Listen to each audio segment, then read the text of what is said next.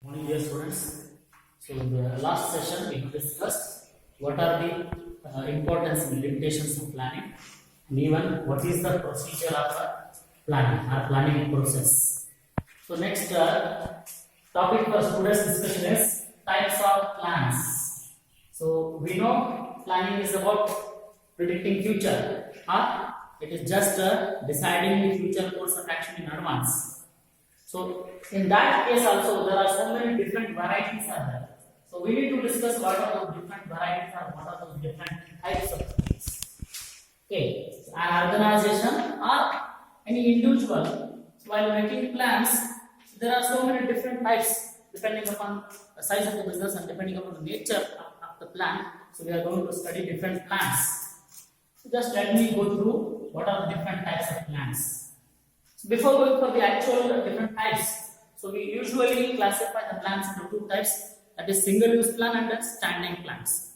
So single use plans are which are usually non-recurring, which are not going to repetitively come in a business, such kind of. Maybe they are going to use for one-time activity, so like arranging a conference or arranging an event or executing a program.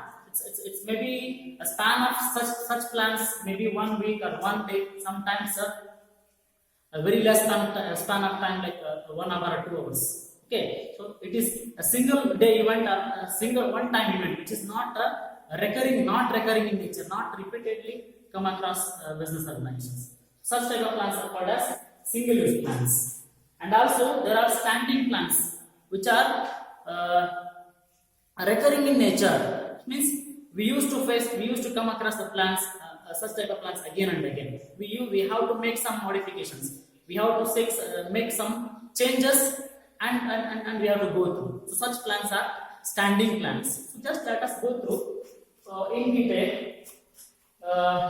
So plans can be classified like this. The very first thing is objectives.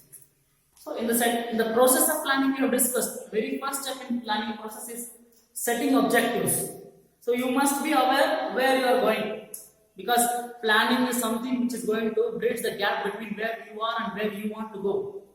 So objective is a very important type of plan, because if you don't know what is your destination, so you cannot plan for that. So the very interesting and very important type of plan is objectives. So objectives is nothing but end results of any activity or desired result of any activity or what an organization wishes to achieve.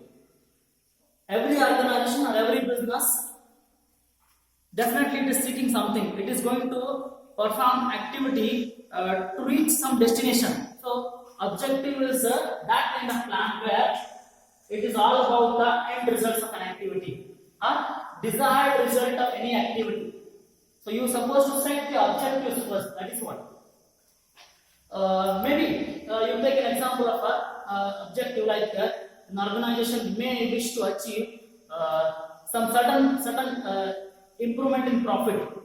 Okay, maybe comparing to last year profits, your wish, your objective may be to earn 20% more than the earlier profits, or maybe increase in sales at 10% in a particular span of time. Okay, so objective must be in a quantified nature. You must quantify what is your objective, whether you are going to improve your profit margins or whether you are going to increase the sales volume. So you must have to quantify that. So you have to figure out, you have to measure it. So objectives are always in a measurable way. That is what end results are desired result of any activity. So moving to the next type of plan, that is strategy. So every organization will move with a strategy. So to attain that objective, you must frame some strategy. In simple words, we can say strategy is nothing but a comprehensive plan. A comprehensive plan is nothing but a detailed plan. So what are the ways? How can I achieve the objective? You take an example of a marketing strategy of any organization. So you need to find who are your customers. You need to find what is the promotion method you are going to adopt, and what is the channel of distribution you want to select.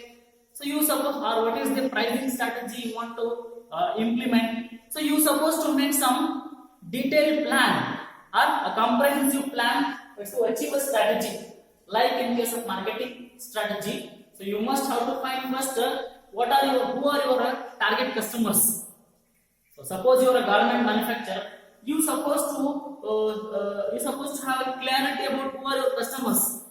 Okay, target customers.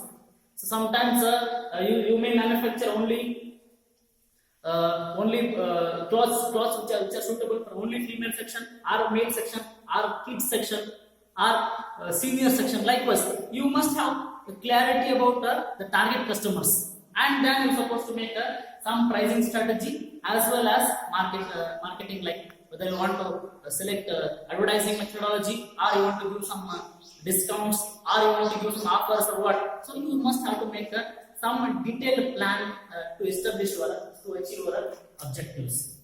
Or otherwise, it is all about whether you want to continue the same business line, or you want to change the business line. Changing business line, which is nothing but changing the product or changing the line of product many times. So that is what. So it is in simple words, a comprehensive plan or strategy is nothing but a detailed plan of an organization. Okay, so that is what the strategy is about. So in this, particularly you are supposed to determine the long-term plans, and you are supposed to allocate the available resources according to the requirement. So moving to the next one, that is policy. So policy can be defined as organization's way of handling problem. Organization's way of handling problem. Or we always used to say these are the general statements of an organization. Or it is going to give you a broad framework within which a manager can take his decision. Okay, suppose generally take example of Mahatma Gandhi. So all his actions are within that framework of non-violence. So non-violence is his policy. So all the activities which he used to perform, all the strikes he used to do, all the opposition, the way of opposing is within that framework of non-violence. So likewise, organization also is going to, supposed to go through that policy. It has to make some general statements. Within that framework only, manager can take decision. Okay. So when it comes to organization's policy, maybe recruitment policy. So what kind of employees you want to recruit, or maybe retirement policy, or giving increment policy. So every organization is going to set some certain type of policies, or some general statements is going to make, and it has to act as a broad framework within a manager which is going to take a decision. So then I'm moving to the next one, that is the procedure. So many times people are very familiar with the word procedure. So it is nothing but it stands for sequence of steps to be achieved in a situation, a particular situation. Sequence of steps to be achieved in a particular situation. So what kind of procedure you want to follow? That is about a procedure. Or it is nothing but specified steps to be followed in a particular situation, in a routine cases. So what kind of what is the step-by-step activity? Or it's nothing but in a plan. So you must have to mention. So what are the different steps you want to achieve? So in order to achieve the organizational goals or objectives, it cannot be achieved at one step. So there will be some number of step-by-step activities. So you are supposed to set some procedures. Like take an example of giving request for suppliers, or you are going to give an order for the raw materials. So at the time of requisition to the suppliers, what would be the procedure? So what are the steps you must have to follow? So that is what. So regarding that also you are supposed to make the statement, or you are supposed to make the decision in advance. That is what the procedure is all about. So then moving to the next one, that is methods. Okay, methods. I hope you people are familiar with this word also, method. So method stands for, it is a systematic way of doing a repetitive job. A systematic way of doing particular job. You take an example of in case of method, you take an example of giving training to the employees. So what kind of method you want to implement?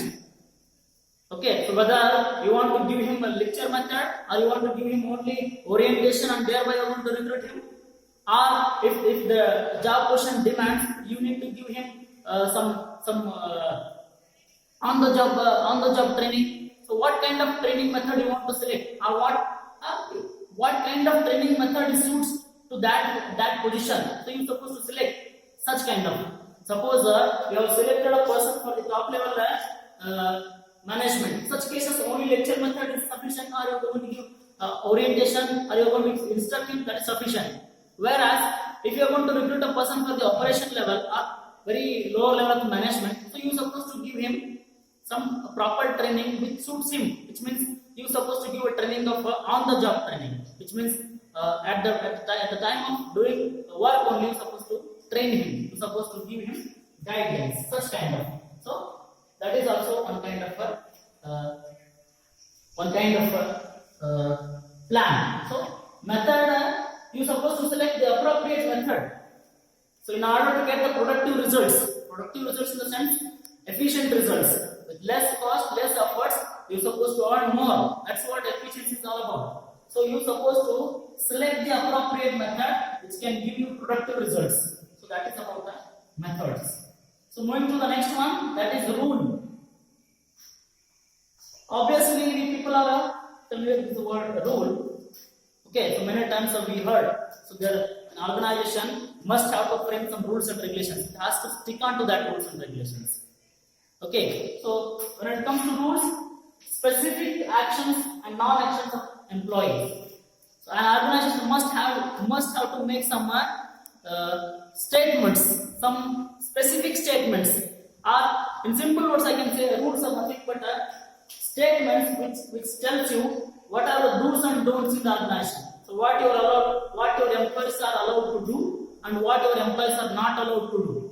Okay, in simple terms, it is all about the do's and don'ts in the organization. Okay, so suppose so there are some general rules like in a public place you are not allowed to have a cigarette. In a public place you are not allowed to have alcohol beverages. So likewise, in an organization also, so there will be some set of statements that an organization wishes to allow their employees to do, and it is not going to allow their employees to do. So likewise, so what are the list of do's and don'ts? That is what are all about the rules. So next one, budget. When it comes to the budget, it is one of the fundamental type of plan, and where all the organizations must have to go through. So budget stands for statement of expected results expressed in numerical terms. It is a statement of expected results expressed in numerical terms, which means in a particular span of time, maybe 1 year, maybe 1 month. So we are going to prepare a statement. Okay, so which is expected facts and figures, about the facts and figures.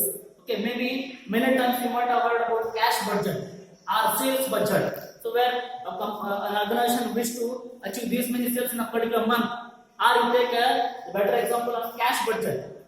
So you are supposed to make a list of all the inflows and outflows which are expected in a particular year. So you are supposed to come across maybe sometimes deficit or sometimes surplus.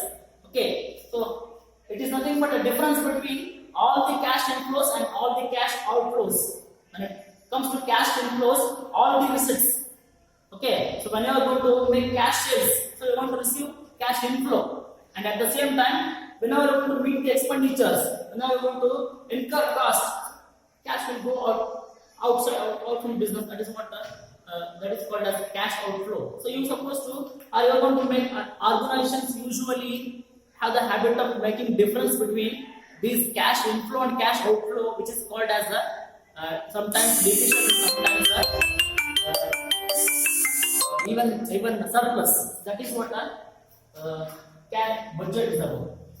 The examples like sales budget and cash budget and all. So when it comes to the last one, that is programs. The program is also a type of plan. So where in the simple terms it can be told as, can be defined as combination of all the plans. Combination of all other plans like goals, objectives, procedures, policies. So it is just like a something that is going to outline all other plans, or otherwise strategy. So it is also a comprehensive plan where it involves, where it outlines all other plans like policy, objective, procedure, rules and all. Okay, so it is just like a combination of the major plans, and that's about programs. Okay, that is about some of the different types of plans. So plans can be classified into two types, that is standing plan and single use plan. So where single use plans are made for one time event, so whereas standing plans are for recurring events. Okay, we used to make some changes and we used to move through. Okay, these are the different types of plans. So all these plans, you take any of these, whether it is objective or the strategy or policy or rule or program or whatever, so everywhere it is about predicting the future, It is all about making some decisions in advance. So we have to take some basis. On that basis, we have to go for a decision. So success of any of these plans, success of any type of these plans will always depends on the accuracy of your predictions. You're going to, at what extent you're going to predict. So it all depends on accuracy of your predictions, and that's about the different types of plans, and that's about the planning chapter. So we'll go to the next chapter in the next class. Till then, stay at home, keep learning. Thank you.